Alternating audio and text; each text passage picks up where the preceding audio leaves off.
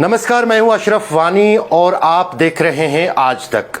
America के राष्ट्रपति Donald Trump ने भारत पर एक के बाद एक टैरिफ लगाकर यह समझा था कि शायद भारत उनकी धमकियों से घबरा जाएगा और उनकी शर्तों पर अमेरिका के साथ अमेरिका की हित वाली ट्रेड डील करेगा। लेकिन काफ़ी बर्दाश्त करने के बाद भारत सरकार भी अब अपने तेवर में आया है, खासतौर से जब रूस से तेल खरीदने को लेकर जो एक्स्ट्रा 25% का टैरिफ डोनाल्ड ट्रंप ने भारत पर लगाया है, उसके बाद भारत सरकार ने डोनाल्ड ट्रंप को मुंह तोड़ जवाब दिया है। सबसे पहले प्रधानमंत्री ने यह साफ किया था एक रैली में कि किसी भी हद तक भारत की सरकार जाएगी, लेकिन किसानों, मछुआरों और जो पशुपालक है उनके हितों की हर कीमत पर जो है वो रक्षा भी करेगी और उनके हितों को कभी भी कंप्रोमाइज़ नहीं करेगी, भले ही उसके लिए देश को कौन सी कीमत जो है चुकानी पड़े। लेकिन कहीं ना कहीं वो साफ संदेश था डोनाल्ड ट्रंप को कि भारत झुकने वाला नहीं है। अब प्रधानमंत्री के साथ साथ देश के मंत्री भी अमेरिका के जवाब में सामने आए हैं। सड़क परिवहन मंत्री नितिन गडकरी ने साफ कहा है कि जो विकसित देश हो उनकी तरफ से भी उस जो विकसित हो रहा देश हो या जिसकी इकोनॉमी देश में प्रभावी हो, उस पर इस तरह के टैरिफ लगाना कोई सही कदम नहीं है या इससे दोनों देशों के हितों को कोई फायदा नहीं हो सकता है। यहाँ तक कि देश के रक्षा मंत्री राजनाथ सिंह ने भी अमेरिका को और डोनाल्ड ट्रंप को करारा जवाब दिया है। दरअसल अगर हम डोनाल्ड ट्रंप की बात करें तो उन्होंने हर पैंतरा आजमाया था भारत को झुकाने के लिए। उसकी शुरुआत ऑपरेशन सिंदूर में उनकी तरफ से भारत और पाकिस्तान के बीच सहमति बनकर हुए युद्ध विराम की घोषणा करने से हुआ था। उसके बाद कई जगहों पर उन्होंने ये दावा किया कि उन्होंने ही भारत और पाकिस्तान के बीच ट्रेड को ही लेकर युद्ध रुकवाया है, क्योंकि उन्होंने भारत को भी लालच दी है ट्रेड डील की और पाकिस्तान को भी। लेकिन कहीं ना ही भारत के वो गले उतरा वो उनका वक्तव्य जो था, और पाकिस्तान की तो कोई बात ही नहीं है। पाकिस्तान तो खुश था कि कहीं ना कहीं डोनाल्ड ट्रंप ने उनका नाम लिया है। लेकिन जिस अंदाज से रूस के साथ अब खुद जो है डोनाल्ड ट्रंप को झुकना पड़ा है, क्योंकि वो चाहते थे कि शायद चीन भी और भारत भी जो है रूस से तेल खरीदना जो है बंद करेगा उनकी धमकियों के बाद, उनके टैरिफ वार के बाद, या उनकी तरफ से रूस से भारत की तरफ से आयात किए जाने वाले तेल को लेकर जो है एक्स्ट्रा टैरिफ लगाने के बाद। लेकिन चीन के साथ साथ भारत ने भी साफ कर दिया कि वो जो है किसी भी तरह अपने देश के हित, अपने आर्थिक हित के साथ कोई समझौता नहीं करते हैं। सबसे पहले आप सुनिए कि देश के सड़क परिवहन मंत्री नितिन गडकरी ने क्या कहा और देश के रक्षा मंत्री राजनाथ सिंह ने डोनाल्ड ट्रंप को क्या जवाब दिया। कुछ लोग हैं जो भारत के का विकास जितनी तेजी के साथ हो रहा है उन्हें रास नहीं आ रहा है, उन्हें अच्छा नहीं लग रहा है। सबके बास तो हम हैं, भारत कैसे इतनी तेजी के साथ बढ़ रहा है। और बहुतों के द्वारा यह कोशिश की जा रही है कुछ ऐसा किया जाए ताकि भारत में भारतवासियों के हाथों से जो चीजें तैयार होती हैं वह दुनिया के देशों में जाएं तो उन देशों में बनने वाली चीजों से वह महंगी हो जाएं, ताकि भारत की धरती पर भारतवासियों के हाथों से बनी हुई चीजें जब महंगी हो जाएंगी तो दुनिया के दोस्त को लोग उसे नहीं खरीदेंगे। यह कोशिश की जा रही है। लेकिन बहनों भाइयों, भारत जितनी तेजी के साथ आगे बढ़ रहा है, मैं पूरे विश्वास के साथ कहता हूं कि भारत को अब दुनिया की कोई ताकत विश्व की एक बड़ी शक्ति बनने से रोक नहीं सकती है। अगर हमारा एक्सपोर्ट बढ़ेगा, इकोनॉमी और ग्रोथ रेट बढ़ेगा, तो मुझे नहीं लगता कि हमें किसी के पास जाना पड़ेगा। आज जो दादागिरी करते इसलिए कर रहे कि वो आर्थिक दृष्टि से संपन्न है। दादागिरी इसलिए करते हैं कि उनके पास टेक्नोलॉजी है। अगर उनसे अच्छी टेक्नोलॉजी और रिसोर्सेज हमारे पास आएंगे तो हमें दादागिरी नहीं करनी है। हमारी संस्कृति ये कहती है कि विश्व का कल्याण हो। हमारे कोई इसमें हमने ये नहीं कहा कि मेरा कल्याण पहले करो बाद में विश्व का कल्याण करो। अभी तो देश में जिन जिन विषयों पर चर्चा हो रही उसका नाम न लेते हुए विश्व में हम अनेक प्रकार की समस्याओं का सामना भी कर रहे हैं और इन सब समस्या का उपाय एक ही है, वो है साइंस एंड टेक्नोलॉजी, नॉलेज। अगर इस क्षेत्र में नॉलेज जो पावर है उसका उपयोग अगर हम करेंगे और कर रहे हैं तो मुझे लगता है दुनिया झुकती है, झुकाने वाला चाहिए, ये हमारे देश की इम्पोर्टेंट महत्वपूर्ण बात है। भारत की सरकार की तरफ से तो जवाब मिला ही है अमेरिका और डोनाल्ड ट्रंप को, लेकिन अब भविष्य क्या होगा? दरअसल दुनिया की नजरें टिकी हुई है जो अचानक डोनाल्ड ट्रंप ने फैसला किया कि अब वो रूस के राष्ट्रपति पुतिन से अलास्का में मिलेंगे। 15 अगस्त की तारीख तय की गई है इन दोनों नेताओं की मुलाकात की, लेकिन आपको ये भी समझना होगा कि इस मुलाकात के लिए डोनाल्ड ट्रंप को कितने पापड़ बेलने पड़े। किस तरह से उन्होंने जिस अंदाज से भारत को पहले धमकियां दी, फिर डराया धमकाया, उसी तरह रूस के साथ भी अब नहीं, पहले टर्म में भी उन्होंने यही तरह की जो है घोषणाएं की थी, मैं सैंक्शंस लगाऊंगा, मैं उन देशों पर प्रतिबंध लगाऊंगा जो रूस के साथ व्यापार करेंगे, लेकिन उनकी दाल कहीं नहीं गली।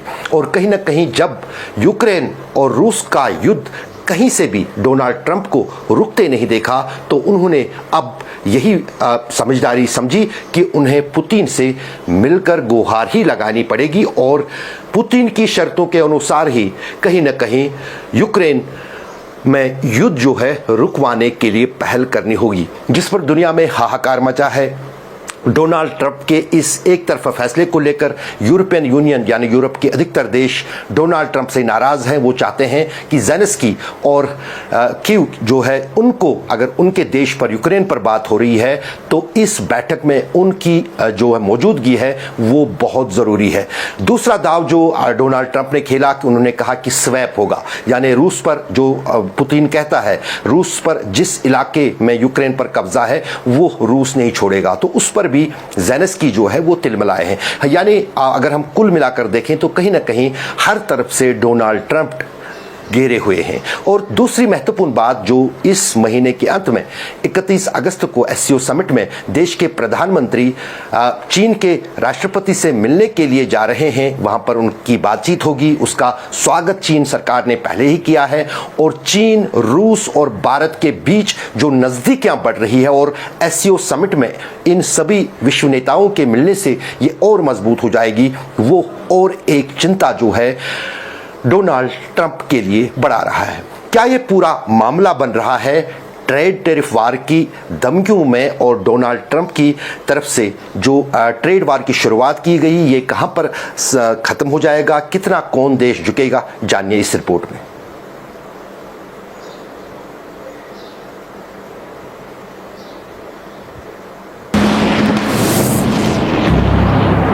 बयालीस महीनों से बारूद की आग में धधक रही है रूस और यूक्रेन की धरती।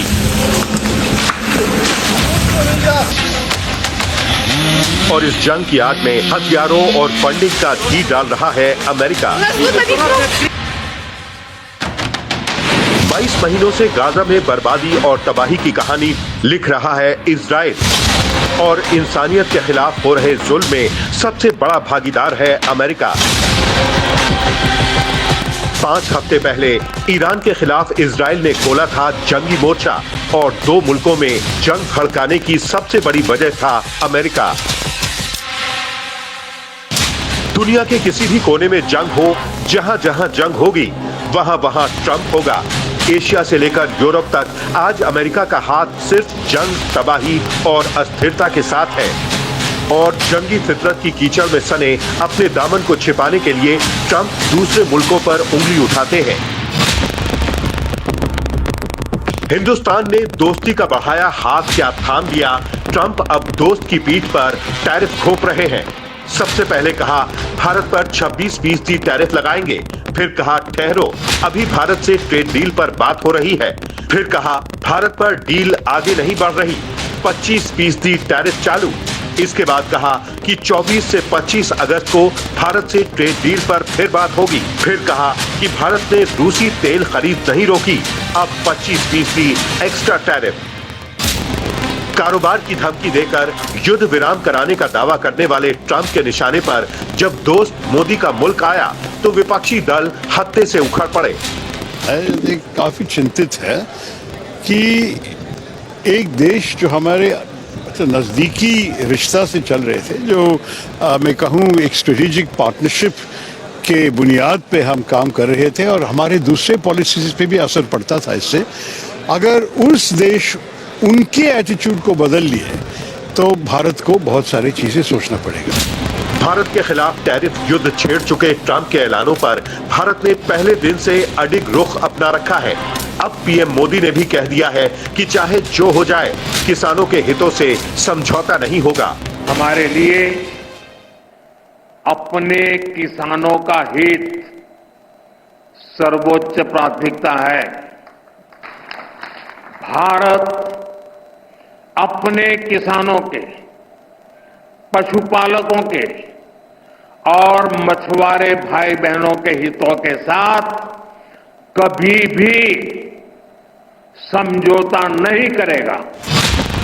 ट्रंप को भारत का यह साफ संदेश पहले भी मिल चुका है और इसीलिए अमेरिका से डील अटकी है, क्योंकि ट्रंप अड़े हैं कि भारत अमेरिकी कृषि और डेयरी उत्पादों के लिए बाजार खोल दे। ट्रंप अमेरिकी मक्का, सोयाबीन, गेहूं, डेयरी उत्पाद भारत में बेचना चाहते हैं। इसके अलावा ethanol, beverage, auto, pharma, medical औजार भी ट्रंप भारत में बेचना चाहते हैं, लेकिन भारत अपने किसानों के हितों से समझौते को तैयार नहीं है। जानता हूं व्यक्तिगत रूप से मुझे बहुत बड़ी कीमत चुकानी पड़ेगी, लेकिन मैं इसके लिए तैयार हूं। मेरे देश के किसानों के लिए, मेरे देश के मछुआरों के लिए, मेरे देश के पशुपालकों के लिए आज भारत तैयार है। लेकिन ट्रंप अब ट्रेड डील की बातें कम और रूसी तेल खरीद के पीछे ज्यादा पड़े हैं और उसी का बहाना बनाकर मनमानी पर उतर आए हैं। जब भारत ने बताया कि अमेरिका ने पिछले साल यानी 2024 में रूस से कुल 300 करोड़ डॉलर से अधिक का सामान खरीदा और करीब 53 करोड़ डॉलर से अधिक का सामान रूस को बेचा भी, यानी 353 करोड़ डॉलर से अधिक का कारोबार करने वाले ट्रंप ने तो रूस से 130 करोड़ डॉलर की तो सिर्फ खाद खरीद ली थी, 87 करोड़ से अधिक की पैलेडियम और एल्यूमिनियम खरीदी थी और 68 करोड़ डॉलर से अधिक के केमिकल खरीदे थे। I don't know anything about it. I'd have to check, but we'll get back to you on that. Tariff के लिए ट्रंप की बहानेबाजी और मनमानी के बीच भारत की परेशानी ये है कि भारत अमेरिका के बीच 118.22 अरब डॉलर का व्यापार है, जिसमें भारत ने 77.51 अरब डॉलर का निर्यात, 46.82 अरब डॉलर का आयात किया, यानी भारत के कुल निर्यात में 17.73% हिस्सेदारी अकेले अमेरिका की ही है। ऐसे में भारत के लिए अमेरिकी टैरिफ का मुकाबला करने के लिए नए बाजार खोलने की चुनौती होगी और भारत के कारोबारियों को भरोसा है कि दुनिया में बाजार और भी है। Chamber of trade and industry ने प्रधानमंत्री नरेंद्र मोदी को पत्र लिखकर मांग की है कि अमेरिका पर भारत की ओर से मौजूदा टैरिफ से ऊपर उसी दर से टैरिफ बढ़ाते जाना चाहिए जितना टैरिफ अमेरिका लगा रहा है। कारोबारियों ने जर्मनी, ब्रिटेन, सिंगापुर, मलेशिया जैसे देशों में उभरते बाजार तलाशने की सलाह भी दी है। उधर देश में राजनीति इस पर भी हो रही है कि ट्रंप की दोस्ती से जले पीएम मोदी अब चीन के दौरे पर क्यों जा रहे हैं।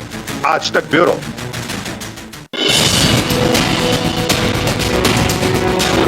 जब डोनाल्ड ट्रंप दूसरी बार राष्ट्रपति बनने के पहले 200 दिनों का जश्न मना रहे हैं, तब क्यों उन्हें वोट देने वालों को डोनाल्ड ट्रंप का सबसे बड़ा वादा याद आ रहा है?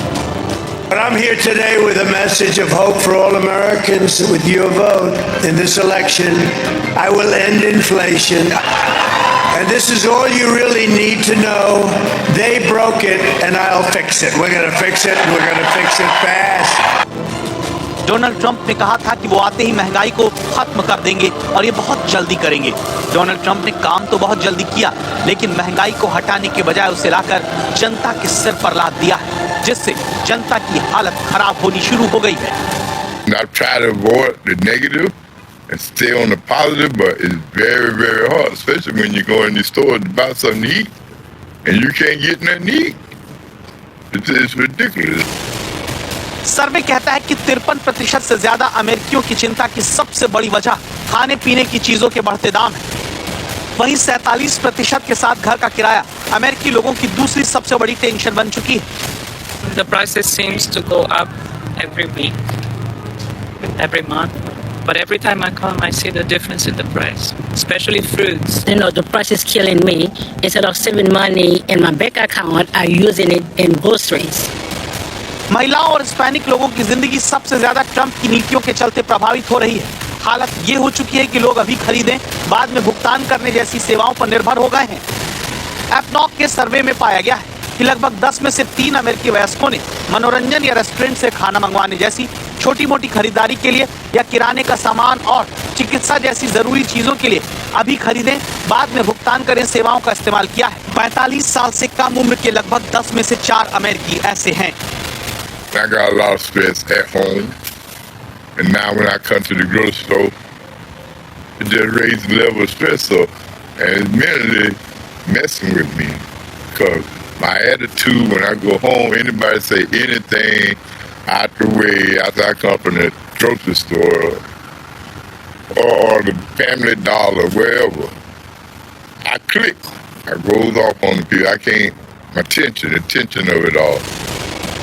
ये उस अमेरिका में हो रहा है जिसमें डोनाल्ड ट्रंप अमेरिका फर्स्ट की नीति का हवाला देकर हर किसी पर टैरिफ लगा रहे हैं। ये दावा करते हुए घूम रहे हैं कि उनकी इस नीति ने कमाल कर दिया है।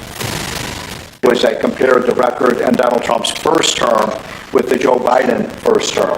And you can see that, by the way, these dotted lines here, Mr. President, that's COVID. So if it had not been for COVID, these numbers would have been substantially better. But even taking account President Trump's last year in 2020, we saw a $6,400 real after inflation gain in income for the average family. And that compares with Joe Biden. Trump की नीतियों के चलते America में किस तरह से जनता का दिवाला निकल सकता है, उसे लेकर लगातार रिपोर्ट्स आ रही हैं। यील्ड की बजट लैब के मुताबिक अमेरिकी खरीदारों को जल्द ही स्नीकर्स, कार से लेकर केले तक के लिए ज्यादा कीमत चुकानी पड़ सकती है। इसकी वजह आयात पर औसत कर का 18% से अधिक होना है, जो 1934 के बाद से सबसे ज्यादा है। जनवरी 2025 में ये 2.4% था। बजट लैब के अनुमानों के अनुसार अमेरिका में बहुत जल्द जूतों की कीमत में 40% की बढ़ोतरी हो सकती है, जबकि कपड़ों की लागत 38% तक बढ़ सकती है। फसल की कीमत में 7% तक का इजाफा हो सकता है। इसके अलावा एक नई कार की औसत कीमत $5,800 तक बढ़ सकती है। महंगाई की इस मार से फोर्ड जैसी अमेरिकी कार कंपनियां भी अछूती नहीं है, जो अमेरिका में ही गाड़ी बनाती हैं। लेकिन टैरिफ की वजह से कार कंपनियों की लागत बढ़ गई है, जिससे कार कंपनियों का मुनाफा घट गया। असर अमेरिकी इकोनॉमी पर होना तय है। The poll points to the financial stress that everyday Americans continue to feel as other economic indicators point to a potentially shaky economy. और विडंबना ये कि जहां अमेरिकी जनता पर महंगाई का बोझ बढ़ रहा है, घर का किराया सिरदर्द बन चुका है, वहीं डोनाल्ड ट्रंप व्हाइट हाउस को सजाने में जनता का पैसा पानी की तरह बहा रहे हैं। सोने को लेकर डोनाल्ड ट्रंप का प्रेम पुराना है, जो व्हाइट हाउस में भी दस्तक दे चुका है। ट्रंप ने व्हाइट हाउस की दीवारों से लेकर छतों और चिमनी की सजावट सोने से कर दी है। सोने की सजावट सोने के पर्दों तक जा पहुंची है। ट्रंप ने अपने ओवल ऑफिस की गैलरी की दीवार बनाने के लिए सजावटी फ्रेम के साथ चित्र लगाए हैं। व्हाइट हाउस के संग्रह से ऐतिहासिक सोने के कलश और टोकरियां भी लगाए गए हैं। इस तरह अमेरिका में राष्ट्रपति का घर सोने के महल में तब्दील हो चुका है। और वहीं अमेरिकी जनता महंगाई के सिरदर्द से परेशान है। लेकिन अमेरिका के लिए चिंता की बात यह है कि ये तो बस अभी शुरुआत है।